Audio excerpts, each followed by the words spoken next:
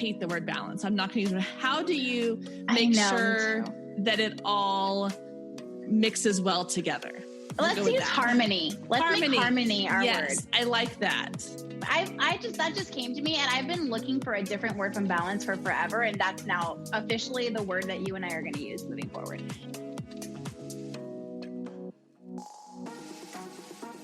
Hey friends, and welcome to the Girl Means Business podcast. I'm your host, Kendra Swalls, a photographer and educator on a mission to help you find your passion, power, and purpose through entrepreneurship. So let's jump right into today's episode because this girl means business.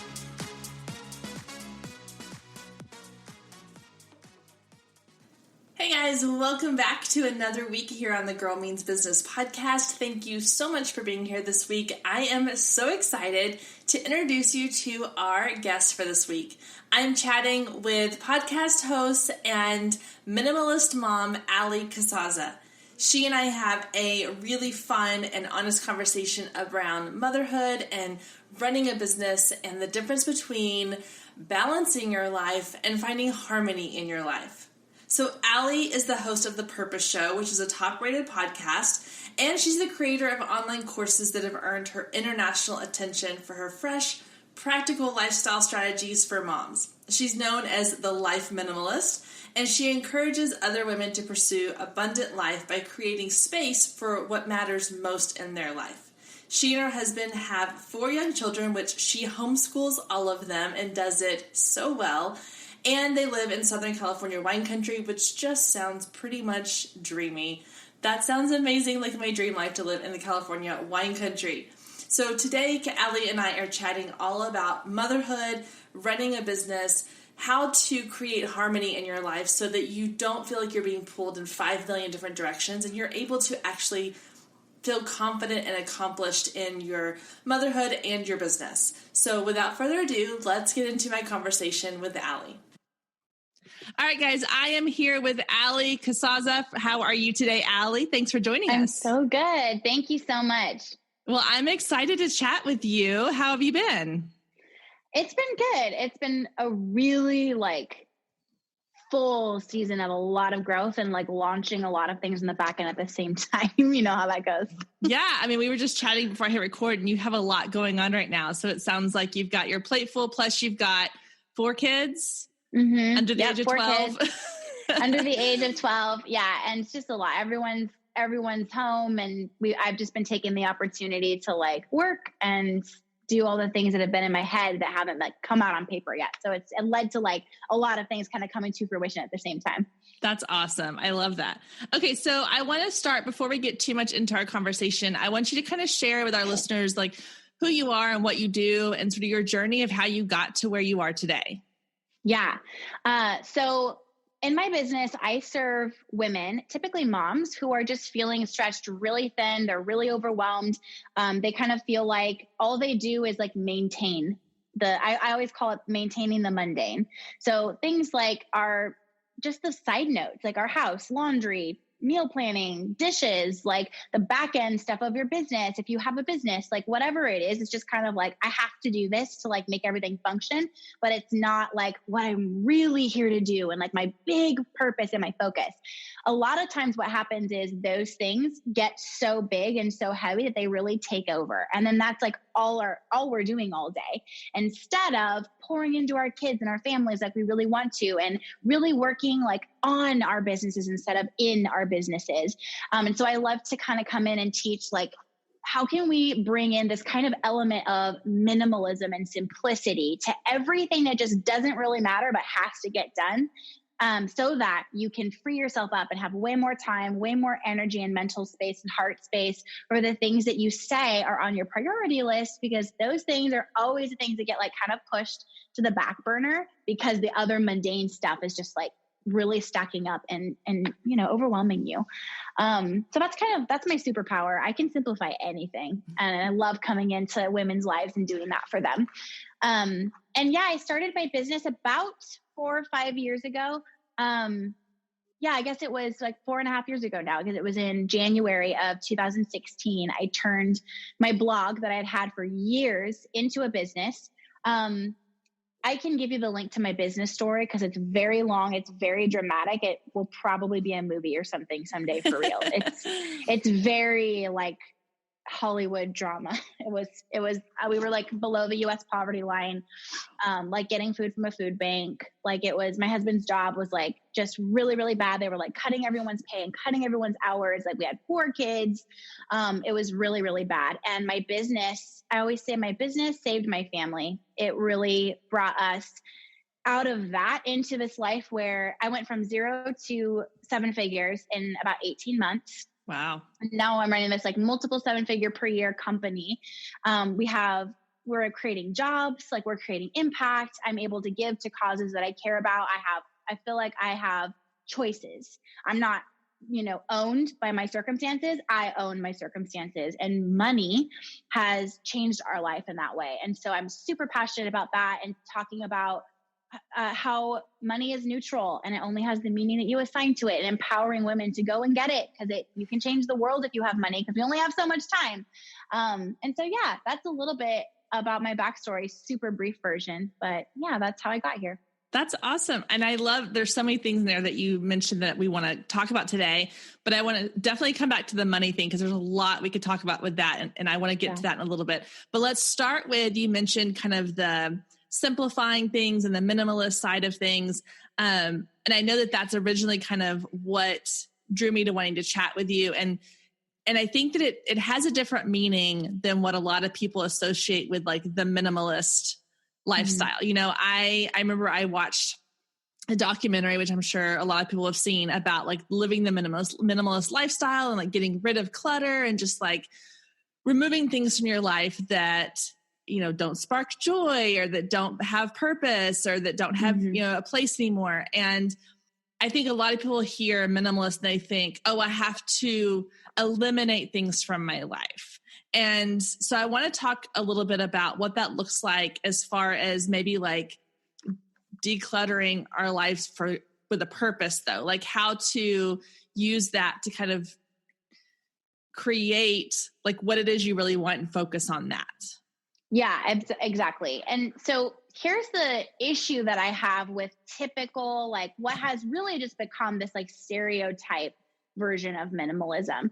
This happens with everything. Like I always point people to like, if somebody says like, I'm a Christian, you have all these stereotype things that you assume about the person now that they said that, or I'm a feminist, same thing, all these stereotype things that may or may not have truth to them for that person. Or I'm a Muslim, like every religion, every belief system, every way of living has these like jokes people say about them or stereotypical things. And minimalism has gained the same thing in recent years because it has become such a trend, which I think is good.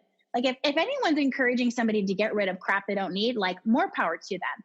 But because it's become such a trend, it's just really it's got all these things that's like attached to it. And so it's really become this like legalistic set of rules that somebody else that's like an expert tells you, like, this is how many jeans you should have. This is how many books you should have. This is where you should put this. This is how you should organize this. And this is my problem with that. Before this, when you were overwhelmed with stuff so much to the point that you Googled and you found your way to this expert, you were handcuffed by your stuff. You were constantly cleaning up. You were owned by your stuff instead of your stuff. Your stuff owned you instead of you owning your stuff, as Joshua Becker puts it, which I love that. You were so overwhelmed and you were literally a slave to your stuff. And now you found this answer and you're all excited, but you got so bogged down with the legalistic set of rules and the details of it. Now you're like counting everything and like, wait, is this the way that she would do it? Is this the way that he would do it? I don't know if I'm doing this right. And you're all messed up. Now you're handcuffed to your stuff just over here to the right instead of the left. Now you're handcuffed to your stuff in this way where it's owning you in a different way, but it's still owning you. You're still obsessed. You're not focused on what really matters. So that's my problem with it. And I like to come in and say, like, this is not less just for the sake of less. This is less of what doesn't matter for the sake of more of what does. So I don't care how many whatever I have. I don't know. I get asked all the time, like, how many towels is right for my family? Things like that. I don't know. Like, I would honestly have to go and look. I don't think about it because I'm not a slave to my stuff. on either side. I want less of what is in my way. More stuff creates more work. So I'm going to know if I have more clothes, that's going to be more time. Is it worth it to me? Yes or no? Like, I'm in charge and I'm deciding, because I want to spend my time not doing laundry on the nights and weekends. I want to go play with my kids. I want to take them to Legoland. Like, I want to grow my business. I have big, massive goals, and I'm not getting in my way or having to hire somebody to come and like deal with all my crap all the time for me because I'm like, it's too much. I don't want to do that. I want to live on purpose, and I need to get very intentional and be an editor of what comes into my space, because what takes up your space takes up your time. So it's really just like this math equation of like, oh, are you overwhelmed? Get rid of some stuff in your life and you'll have more time. That's, oh my gosh. I'm like jotting down notes of things like quotes that you're saying that I love. So one of the things when you were talking about like that you've taken and, you know, you've been a slave to your stuff over here, and then you just kind of rearranged it to look a little differently. I feel like that's how a lot of people or a lot of women feel about starting a business. And the idea of, I know it was for me at least, the idea of, okay, I'm going to leave my 9-to-5 job, which makes me feel like I'm a prisoner to their rules and their time schedules and their things. And I'm going to start my business and I'm going to break free and I'm going to have all of this freedom and flexibility. And then you get into your own business and you're like, oh, wait, no, it's just looks different, but it's the same kind of same box, different location. It's like, instead of being tied to like your boss and their demands, now you're tied to like managing your funnel and Facebook ads and like bogged down into like the rabbit hole of Googling how to like have passive income. And it's like, what was the point? Exactly. Yeah. So how do you help women kind of find that balance? What is it that you do for them? Stay with us. We'll be right back.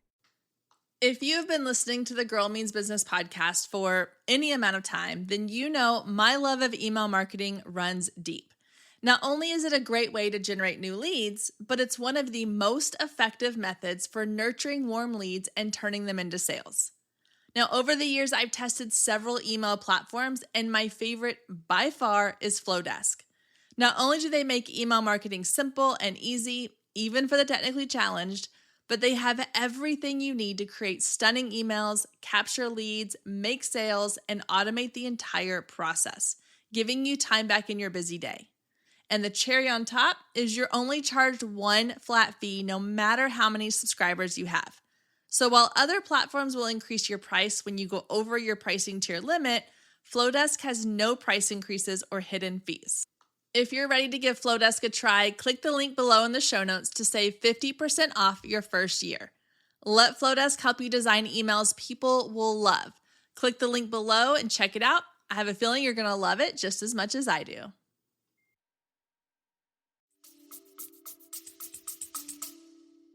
Yeah. So I think that one thing is that I have learned that's so beautiful and so simple and has really changed my life is working from a place of ease. So for example, if I'm going to work on a big project and I'm excited about it and I'm like aligned with it and I can't wait for it to come out into the world. But the fact is there's a lot of prep behind the scenes that needs to happen before it's ready. Going into like an office with like my desk and like sitting there, like, okay, I'm hunched over and I like have to work on this copy and I need to like make copy that really sells. Like I need to make sure I'm really converting them. And like I'm freaking out and you're stressed and you're in this space and you're just like bogged down versus grabbing your laptop and your noise-proof headphones, making yourself a skinny margarita, sitting in the backyard by all the plants in nature and like really asking yourself like, for this project, when I see these women hitting this sales page, what do I want for them? And letting it like come out of you. Like that's working from a place of ease. And so anytime, I just did this yesterday with my new thing that I'm launching next month. I got bogged down in the details and I was like taking this course about memberships and like all of these rules about like, you want to make sure you do this and this. And I'm just sitting there like, this is going to be so much pre-recording and so much work. I feel like never mind. Like, I don't even want to do this anymore. And I had to remind myself like, just because somebody is saying that this is the key to everything doesn't mean that it has to be the key for me. If this isn't feeling good, I'm going to change it because I don't want to hate my business. I don't want to be trapped. So I stopped. I went to bed early. And today I made an appointment with myself later today to like sit in my living room with my laptop, make myself some tea, and like really just think about these women that I want to help and create information about this new program for them from a place of ease and flow. Like I think sometimes, especially as women, we refuse to let anything be easy. I think we have some guilt around that or something. And so like when you're working on something in your business or you want to make more money or have more reach, like how could you let this be easy? How could this feel really good for you? Because when it feels really good for you and you're working from a place of like enjoyment and abundance and ease, things come out of you so much better and people are really drawn to that. I really think that's a big secret for how I have such a large audience in a short amount of time. Is that I'm working from that place of ease and flow and authenticity. And I don't really worry about all the numbers and all like webinars only convert at 4% or what. Like I show up and I show up from a place of ease and people really, that's contagious. That's amazing. I love that because as you were talking, I was thinking about like kind of my, not necessarily my process, but just like the journey I've gone through with starting my own membership program and, working on the podcast and doing all these different things. And, you go on Instagram or you read these blogs or you watch these webinars and you follow these other women and they're like, you have to have these office hours and you have to create this. Yes. And yes, like that's true. If you work in a space where for you, it makes sense to sit in an office with lots of natural light and beautiful wall decorations and a comfy chair and your desktop. And that's where you create. That's awesome. And I have tried to do that for myself and it just isn't where I feel creative. Like I don't sit in this office space and feel like this is where I'm going to create magic. It's when I'm out going for a walk and I'm listening to something and I'll hit the voice memo on my phone and record what comes to my mind. Or it's when I'm, like you said, out in the backyard and listening to the radio with my kids playing in the pool or whatever. And an idea hits me and it just kind of comes to you. You always hear about like musicians who they'll say like the song just came to me and I had to get my phone out and like mid conversation, I started making like writing out lyrics. I'm like, that's what we need to be paying attention to, not forcing ourselves to sit down from 8 a.m. to 11 a.m. And those are creative hours. I mean, I have 4 kids and I homeschool my kids. They're it's you. Literally bless me for sure. But like I have all this stuff going on and I have never been like, this is my time to create and this is my office hours. Like I do have times of a day where I am available to my team as a boundary, not as a stiff box for me. I have literally never in the last like maybe 3.5 years, because I did do this in the beginning of my business and learned my lesson, but I have never like sat down and like created content. I have a waterproof notepad in my shower because that's where all ideas happen when you're naked and wet in the shower, apparently. And I have my voice memo notes just full of ideas all the time. I'm like famous in my family for like getting out of the pool and like leaning over a journal, soaking wet and like writing something down or leaving dinner to like go in the bathroom and be like, what if we launched this new, like into my phone in the bathroom stall, like a creep, because the ideas come like when you're living life. And so I think we've got to get out of these boxes. Think about the greats, like whoever is great to you, Steve Jobs with Apple, people that have founded massive movements, things that changed the world. They were weird. Like they didn't do this all the time. They were like creative and wild and they were in touch with themselves. So I think we as women, we're busy, we're moms, like we've got a lot going on, but that's more of a reason to push and to be open to anytime ideas, So yeah, that's one huge thing for me is working from a place of ease and flow and really enjoying my business. And you know what? If you are launching something and you are not enjoying it, it's okay to change the date. You're the freaking boss. Yeah. Like don't do it. Push Don't it to next year and see how you feel.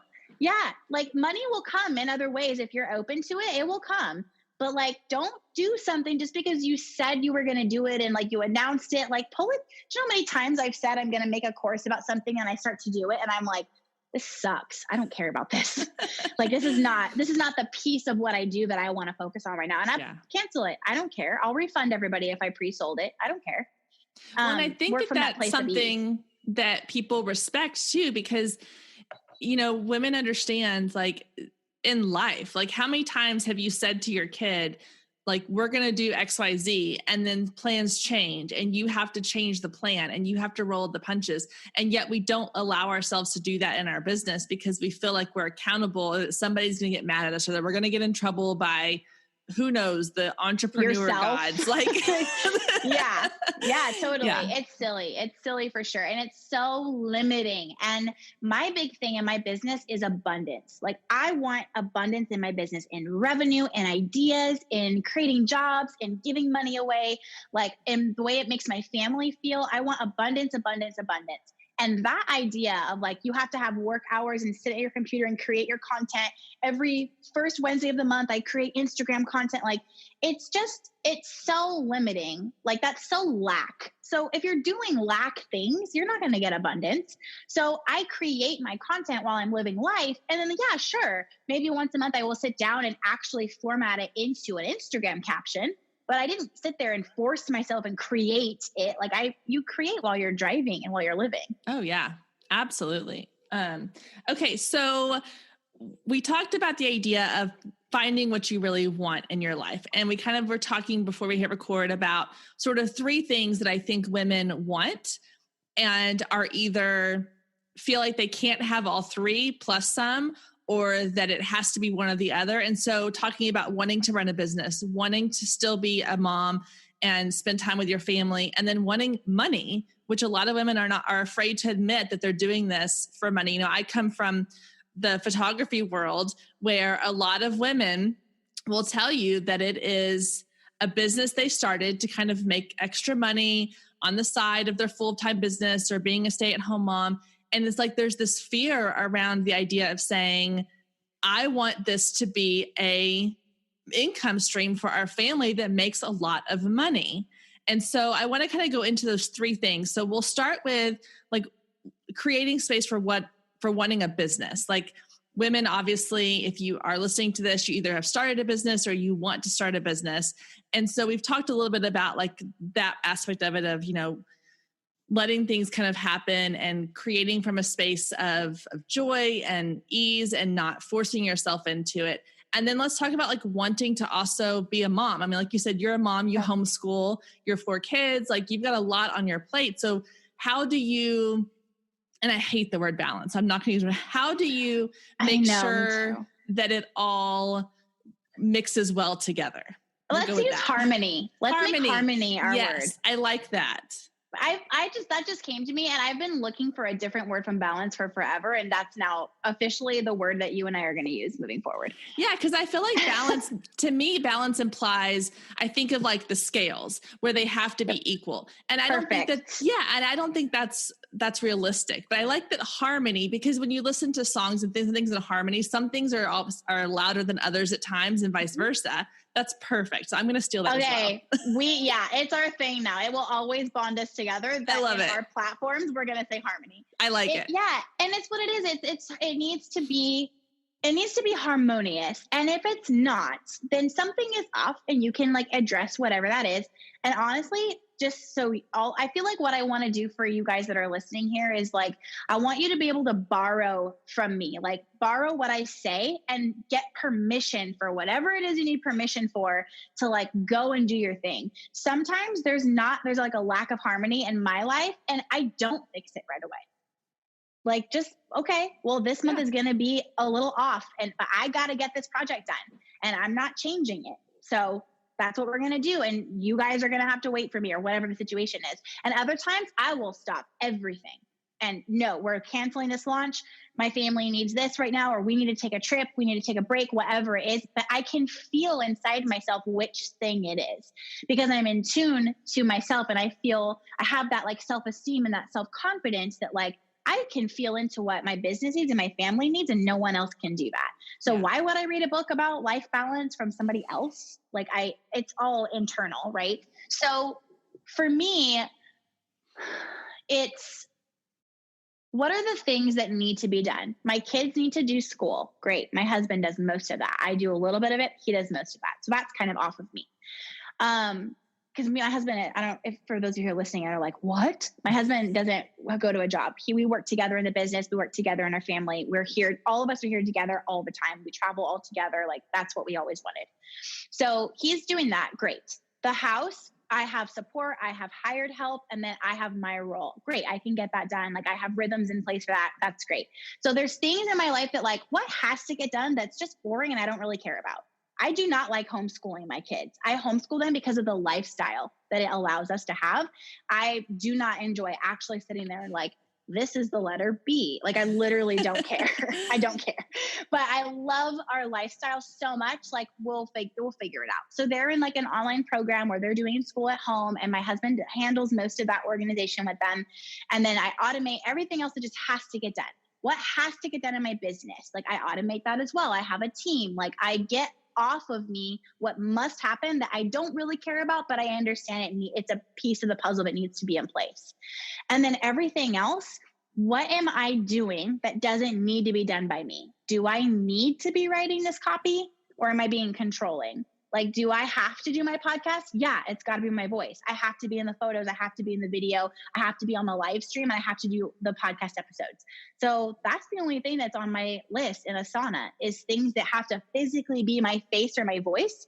Everything else, I check in like once a week, once a month, whatever feels right in meetings with my team. So we have to look at this, and this will evolve as you grow and as you hire. You know, it doesn't need to be like that right now.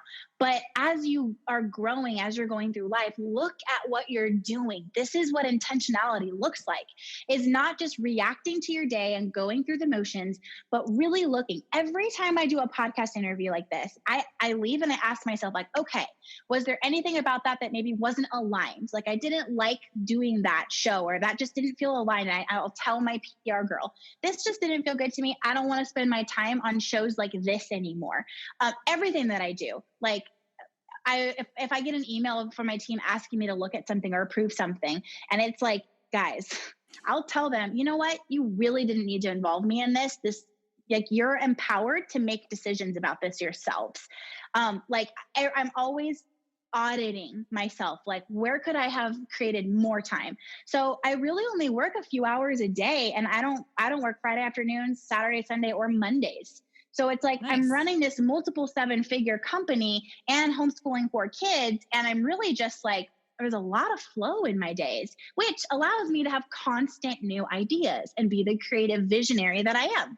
So it's really about like, what's your superpower? Mine is casting vision and creating like energy and what needs me to put my energy into it. My business needs my energy. I need to be the one coming up with ideas, but I don't need to be doing the ideas until the last 10% or it's time to show up.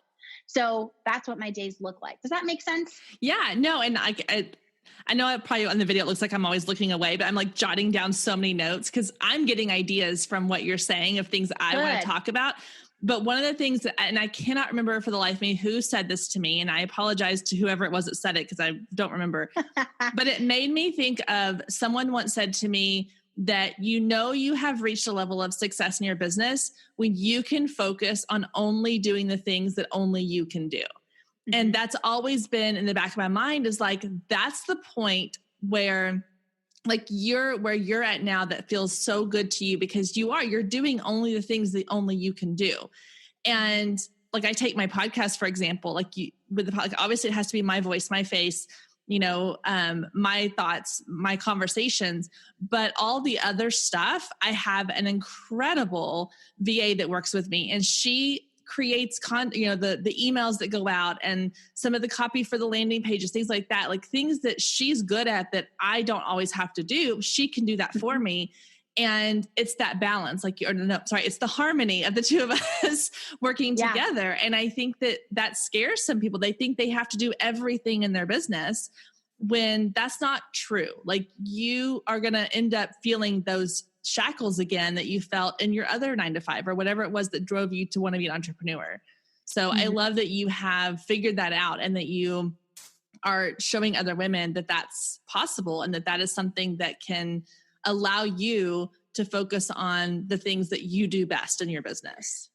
And I think too, before you have a team, before you're at, this level or whatever, like I still had harmony in my life. I messed up a lot, but I was learning, but I still found ways to create harmony. So like, yeah, when I was a solopreneur, I only had one VA that was just helping me with email and no one else. Like at those years, it's just about like, how can you work from a place of ease? Probably not being on every single social platform ever when you don't even have any help. Probably not like doing a podcast and YouTube and lives and like pick one queen: YouTube, live stream, podcast. What's your queen content? And then you repurpose after you do your YouTube video or your podcast episode. Just pull pieces out of, you can have a transcription program. You can have a transcriptionist. These are affordable things that are worth the time and money. And then you pull from there and you repurpose. Like you can have I'm sitting at my laptop and working, repurposing day or week, but you still can work from a place of ease. You still can enjoy your business, even though you're like, one day I'm not going to be doing this anymore. So it's all about, again, going back to that internal version of yourself. Like, how are you doing your business? What's the energy you're coming into your workday from? If it's a place of like lack and stress and fear and worry and pushing and making yourself push through, like it's going to come out that way and people aren't going to resonate as much. Yeah, no, I agree. And there's so many different things out there, like programs that will do those things for you, like you said, without having to hire somebody. Like, in fact, one of them that I use it's repurpose.io, and it literally takes my podcast content and turns it into a YouTube video. Now, obviously it's not like my face, but it has like a graphic and it has the sound, but then I literally do nothing. I set it up one time, it's connected, and it just publishes it for me. So again, there's so many automations out there that you can put into place. Absolutely. Zapier has tons of things you can use, that kind of stuff. So it's just Googling like, what do you really hate, but you really truly can't hire? And like, really you can't, because most of the time I've hired before I was ready. But if you really can't, like Google it, find a way. Like literally everything that I learned about business was through good and bad experiences and Google. Yeah. So there's no, like, I didn't go to business school. I think that's an advantage in the online business world. Yeah. But there's so much to learn. So just be open and decide that it gets to be easy. Decide that things get to feel good, even when they're crazy. Like I had a total meltdown the other day, like just everything going on in our life. It was like, this is so much at once. I think I made a huge mistake, but no, I didn't. I was forcing myself to push and get everything done perfectly in a certain way. There was no ease and flow. So we always have to come back to like, hold on, how could I make this easy? I changed what I was supposed to pre-record. I was supposed to pre-record like 21 videos for this project. Wow. No, I'm not doing that. I'm going to do it live. I'm going to do everything live. So I have to my list literally went from like this long to like nothing. Yeah. All I have to do is show up live after they enroll. So like decisions like that, what could you do to move things around to create more ease and flow for you so that you can show up for your family and your tribe the best version of yourself possible? And I think too, like, I know for me, like I have this habit, it's not a great habit, but where I go like 90 to nothing and I'm like, I got this. And then all of a sudden I hit a wall. I have a meltdown. I have a day where I'm just like, I can't, like, I always say my goal is to always have do 1 week of content at a time on social media. So usually on Mondays, I try to kind of sit down and plan out like, okay. And a lot of it's, when I say plan out, it's me going back through those voice memos and those notes and things like that. And kind of, like you said, sort of formatting it into a social media post. And sometimes I have weeks where I'm like, no, it's Monday. And I'm like, I can't force myself to do this today, or it's going to be not authentic. It's going to feel forced. People are going to know it's forced. And I can tell when I have forced myself to do something in my business, I can tell because the response to it is not nearly the same as when something comes organically, when something happens naturally. I mean, you can see that people respond to those things differently. Even if you think, oh, no one will know that I forced this in my business. No, they can tell. And because like everything is energy. Your words on the screen have energy that you put into them. It's just a fact. Like it's just science. So if you're coming at something with a bad with just internally, you're just tired or run down, you need a break, but you're not giving yourself one, it is always better to cancel. I used to push through like 90% of things. Now I push through like 5%, because every rare once in a while, it's like a speaking engagement or something. And I don't know, got my period early and I'm dying or like something. You got to push through. Sure. But most of the time, it's figure outable, right? Marie Forleo, everything is figure outable. Like figure it out, move it around. How can you create more ease in this for yourself?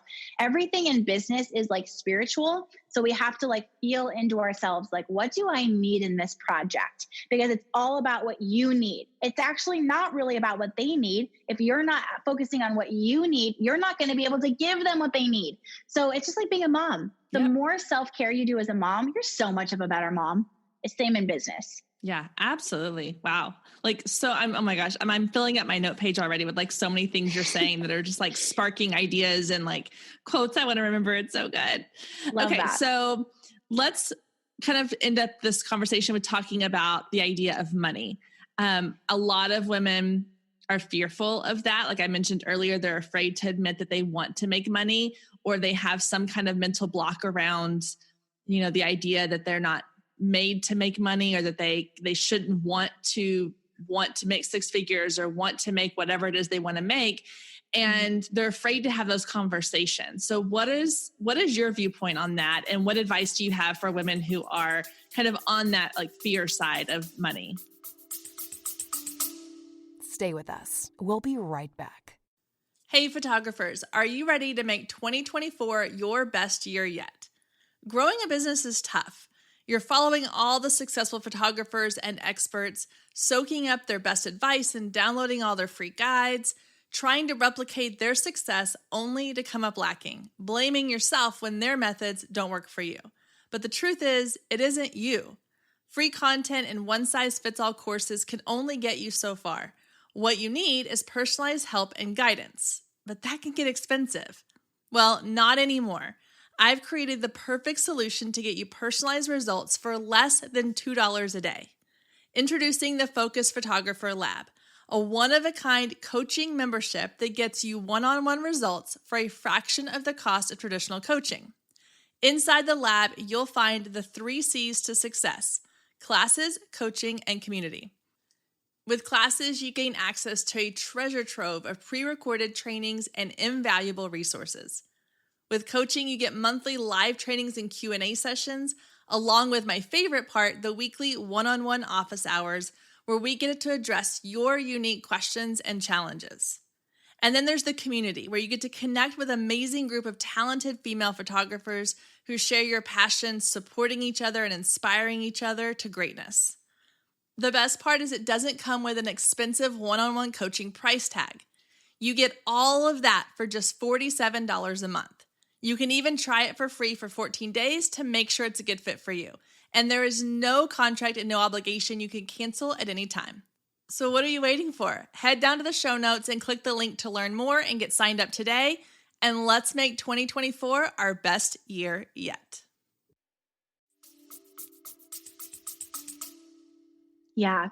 This is where I want you guys listening to borrow from me. Like, if there's something that I can say for you that resonates with you, borrow it. Like, write it down, put it on a Post-it note on your mirror, on your fridge, everywhere that on your desk, like everywhere that you are looking and spending time, and just borrow it for a while, because that's what I'm here to do, is give you energy that you don't have to borrow to get you to the next level until it's your energy and you really believe it. So think about it like this. Everyone listening, I want you to think about how much money it costs you to just live the life that you're living right now. How many thousands of dollars a month? I mean, you can't even go and chew gum without paying for a pack of gum. Like, literally everything costs money. We don't realize like things like it sounds silly, but like your toaster to harden your bread, that costs money. Like the toilet you sit on to go to the bathroom, that costs money. Every square foot of your home costs money. Everything costs money. Money is a tool that makes the world go round. Money is neutral. It doesn't have any soul or spirit or energy or emotion. We assign those things to it based on our experiences in life. So think about how much money it costs you to just live your life. Now think about your ideal life. Like really close your eyes and like listen to me and do this right now. Think about your ideal life, like the house that would make you feel like so excited to wake up in the morning and your feet to hit the ground and for you to go and like start your day with your kids. Think about like the trips you would take. Think about what abundance looks like for you. And then I want you to think about all the things that you care about. What's like your heartbeat in terms of the needs in the world? Mine is sex trafficking. I really care about that. I really want to be a part of ending that. Think about the orphans that you see with like distended tummies and they're hungry and they don't have parents and they have AIDS, like they're sick and they're dying and no one is able to help them. Money will do all of those things. You only have so much time in a day. And I'm guessing that most of you listening are putting your time into like maintaining your space, running your house and your family, spending time with people that you love, and running your business. And then you hit the pillow and you're like, I needed more hours. So no one's going to like go to Africa and like spend time with these orphans and help and show up in terms of time. But if you had a crap load of money, you could change things. You really could. Money changes things. Money makes the world go round. People that are good-hearted, that have a lot of money, they change the world. So why would you see money as a bad thing? Why would you ever say this phrase that I hate the most? I just want to make blank amount. I just want enough to just be good. I just want to make $5,000 a month. $5,000 a month? Like that's nothing. $5,000 a month ain't doing ish for anyone in the world that needs you to make money. Like we live in America. We are privileged. We have the ability to start a business wherever you live. If you have the ability to start a business, you have a responsibility to make so much money, have so much overflow that it's spilling out to victims, to abused women, to orphans, to people who have sicknesses they can't get medicine for. This is a responsibility. The most selfish thing you could do is say, I just want to make whatever little pizzly amount that it's like nothing. Like expand and open up to wealth because you can do amazing things. So if you have a problem with money, if you feel resistant to it, if what I'm saying, like you're like agreeing with it, but inside you feel all this stuff coming up, you have an old money story. So you want to go backward so that you can go forward. So what kind of stories were around when you were a kid? Mine was, if you don't go to college, you're not going to make any money. You're going to be flipping burgers the rest of your life. That's I come from Cuban immigrants. So, really like Castro took everything from my family. It split them up. There was murder involved. They took their money, they took their land, and my family fled to America. So that's where I'm coming from. So my dad was like so well-meaning, you are so privileged. We're going to send you to college. Like you have to go. College is everything. And if you don't go to college, like you're going to flip burgers the rest of your life. And he would say it on repeat all the time. So here I am. I left college because it sucked there and I had nothing to say and I wanted to get married and I did. And I'm here and I'm like wanting to start this empire. And I am having this line from my dad repeated in my head. And my big limiting belief was, if I make a lot of money, I'm going to prove my dad wrong and I'm going to humiliate him and hurt him. And I am super close to my dad. Like I love him so much. We talk, I see him every day. I love my dad. And so I was like freaking out that I was going to just humiliate him. He worked so hard. He built a business on his back with his own two hands, but from this immigrant lifestyle, and here I was like basically middle finger to the whole college thing. Like, I'm going to build wealth by myself. Like, what a brat. Like, I'm going to break my dad's heart. I had to get through those stories by journaling, by praying, by looking at it for what it was, by finding new truths and seeing, actually, I'm the next generation of this immigrant family. I'm the one that's going to say, actually, you can do this without spending hundreds of thousands of dollars on an education. I'm going to make a new way for the next generation. And I had to see the good and rewrite that story to break. You feel that like wall. Everyone has like a wall inside themselves. Like that was my wall. And when I broke that down, I became open to receiving money and money began to flow into my life. If you resist, the problems you have will persist. It's just the way that things work. So going backward and working through your stories, was it that money doesn't grow on trees? The root of all evil is money, or money is the root of all evil, or whatever it is for you. Going back and rewriting those stories and really looking at the ugly, scary things that we've been told that are in here that we really believe, and breaking down those walls so you can receive money. Because why wouldn't you want to receive money when you can do so much good and you can have choices and have peace? When you are a peaceful person with no money stress, do you know what happens to your marriage when there's no money stress? It's night and day. Like I can't even, I mean, it's absolute bliss. My marriage is bliss because it's not constantly about, oh my God, I need to buy tampons and we don't even have like $5. Like that's off of us. We never talk about money except, holy shit. You can bleep that out if you want. That's like, fine. this is so amazing. Like, this is so amazing. Like, that's it. And there's no money stress on, and my kids don't hear negative stories about money anymore.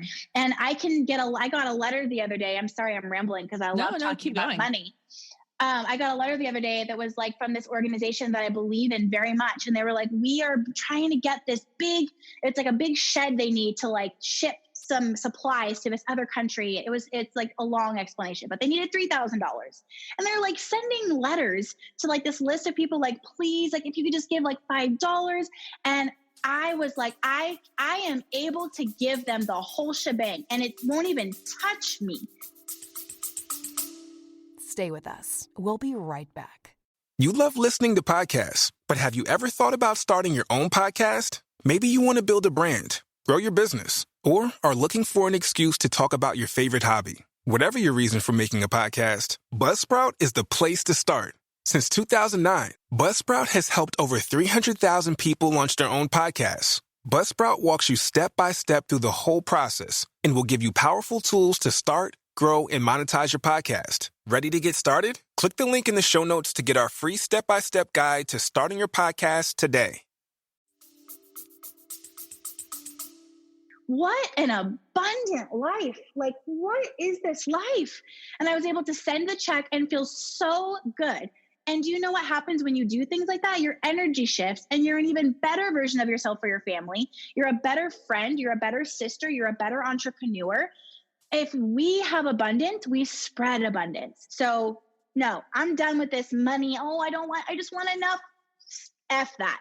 No, it's such a lie. It's the easiest trap for us to stay stuck and to stay a little bit useless in this world, because the fact is money is power. Yeah. And the bad guys have had it for so long. We good guys, we got to get up and we got to get a freak load of money so we can do some good work in this world and not be greedy and change things. There's so much you said in there about like the thing that I know I've been working on for a long time for me is those blocks of like, what did you learn growing up? And for me, it was money doesn't grow on trees. You have to work really, really, really, really hard for it, and in my family, working really, really hard meant like 16-hour days, 7 days a week, kind of working hard. And so that was the example. And then on the top of that, I grew up going to private schools because the public schools where I lived were not great. And so my parents worked extra hard to go to private schools. Well, that meant that then I was kind of the poor kid among the private school rich kids. And there's always been kind of this idea of what money means as far as like how you treat people. Like in my world, it was the people who have money treat the people without money poorly. And so I was like, well, I don't want to be one of those people that treats people poorly. And so why would I want that kind of money? And when I started really like doing the work, like you said, of like breaking down those walls and realizing that like, no, that's not the reality. That might've been my perception of reality at the time, but that's not reality. And the reality is that I don't have to, me making money doesn't make me a bad person. And it doesn't mean that I have to worry about what other people are going to think of me if I, drive this car or I go on this vacation or I give money to this thing. It's not about showing off. It's not about being flashy. It's about living the life I want to live. And that's okay. So you're a better version of yourself when you do that. When you're not like, gosh, like my home makes me feel like depressed. It's just so like shoddy and dirty and awful. Like I've always wanted a balcony. I've just always wanted this or that. Go and get that. You're going to be so much less stressed. Literally, like science shows us this. Your cortisol drops. You become more awake and happy and alive, excited to get out of bed in the morning. I want my kids to see that version of me. And I'm just so sick of people saying like, well, it's just not about money. I would do this for free all day, so I feel bad charging for it. No. What the, like, no, like it's so backwards. And Yeah. you know what? Like I like to say, and this ruffles feathers, but that's what I'm here to do. I like to say that saying things like that and staying in that place of like, oh, it's just really not about the money is like the most selfish thing you can do. Because the only reason you're even saying that is so that you feel better. You feel in your safe little bubble with your little stories. The bubble is made out of your stories. And you want to stay in that safe little place. It's, oh, I'm like so humble. Like, it's just not about the money for me. Like, oh, Allie, it's just like about money for her. Yeah, you bet your butt it's about money. I want to make a lot of money. I want to make a lot of money, and I will not stop until this BS is done. And moms with a lot of kids, women, can make a lot of money without having all these stupid BS like, oh, but it's not really about that. That's just like happened. But like, I give it all away. I do good things. Like, stop apologizing and wake up and show up for what you were meant to do and get very well compensated for it. And you will change the world twice with your message, with the money you make spreading that message. And that's the message that I got straight up from God when I was starting my business. It's written on a page of my journal, and I tore it out and I framed it in my office, because that is the truth. You change the world with your message, you get paid super well, and you change the world again with what you do with the money, the overflow of all the money you have created in your business. Yeah. And I love too what you said about like, you don't need to apologize for the things that you do with your money. If that means that you hire someone to come clean your house once a week so that you have more time to spend with your family or spend in your business or spend doing other things, then that's okay. And it's okay to say that. It's okay to say, I made a lot of money so that my family and I could travel during the year, or say that, I made a lot of money so that I could give back to these different organizations, or I made a lot of money so that I could live in a house that makes me feel good. There's nothing when you wrong created with that. jobs with the housekeeper, like you just created jobs. As you up level into abundance, you up level other people into abundance. Mm-hmm. And it's the way that the universe works. And it's so beautiful. Why would you only want to make enough for yourself? That's the most selfish thing you could say. Yeah. And I think what you're doing with this, as far as just even like having conversations like this, is going to make such a difference, because I was thinking, just the other day, a friend of mine had sent me a text message, and I had bought like a new patio umbrella and some new patio cushions, and they were over here for to hang out by the pool and stuff. And she was commenting on the patio umbrella, and she sent me a text a few days later, and she was like, "Hey, do you mind if I ask how much your umbrella cost?" And it was one of those things I was like, first of all, we're super close. She's one of my best friends. I'm like, why would she need to ask me if it was okay to ask me how much my patio, like, I don't have a problem asking people how much things were that they bought.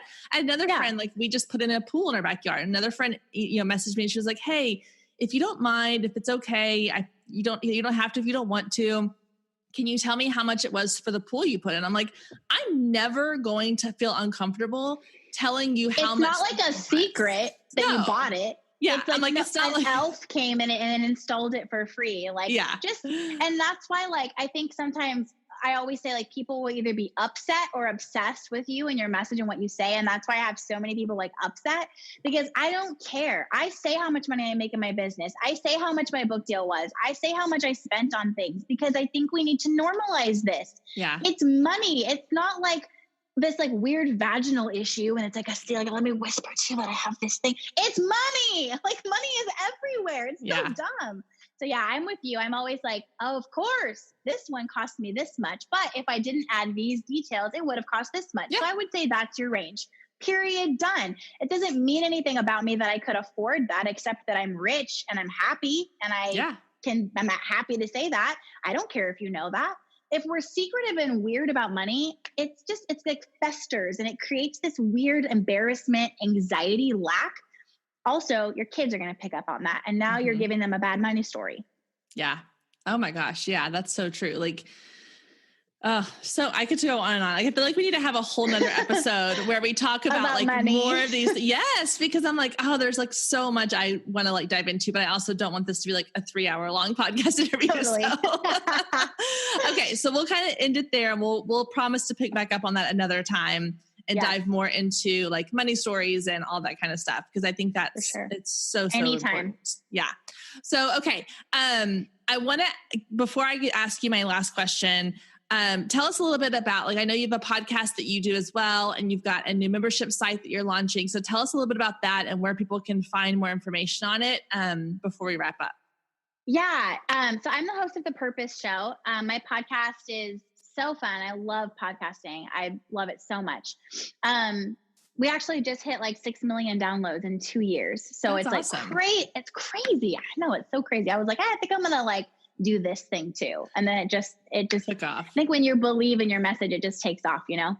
And then I actually I made a page for you guys. Let me know when this is going to air so I can make sure it's all good. But I put together this page where it's like the link to the podcast, the link to a business freebie, like my favorite books and resources that help me grow my business. And then information about Up and Up, it's the Up and Up Academy. So it's like a year-long membership where you can come in and like, we're going to grow your business. Like if you feel like you're growing at like no pace or like snail's pace and you just want to explode, it's like the inner work, the mindset, and the strategies that I know that I did in my business that I'm going to share 1 month at a time, so that by the end, like we're going to walk through the next year of your business together and you will have so much more growth at the end than you did at the beginning. I put all the information on that page for you guys. So I can give you the link and you can put it in show notes or whatever you want, but it's just alliecasazza.com/girlmeansbusiness.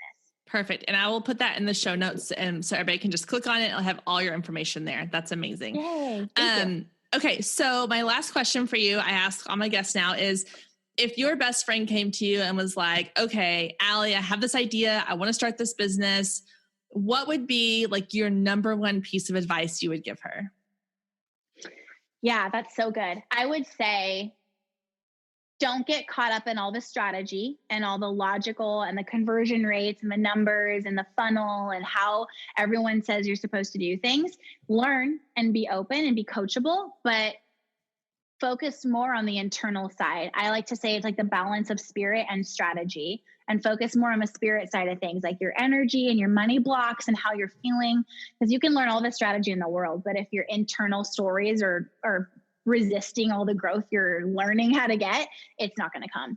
Yeah. Oh, so good. Wow. This has been so much fun, so much information. Like I said, I feel like we could have like done 4 different episodes in one here, but I know everybody listening got a ton of information from it. And thank you so much for taking time. I know you've got like your kids, and I'm sure y'all have got a lot going on with summer coming up and all everything. So thank you for taking time to chat with me today. I really appreciate it. Of course. Thank you so much for having me. Thank you. I'm so grateful to Allie for taking time out of her busy schedule to sit down and chat with us for a little while, to share her wisdom and her insights. It was such a great conversation. If you want to learn more about Allie, what she has to offer, or check out her podcast, head over to today's show notes and follow all the links there to follow her on social media, check out her website, listen to her podcast, and see all of the amazingness that she has to offer. All right, guys, you have a wonderful, wonderful week, and I will see you back here next week, same time, same place.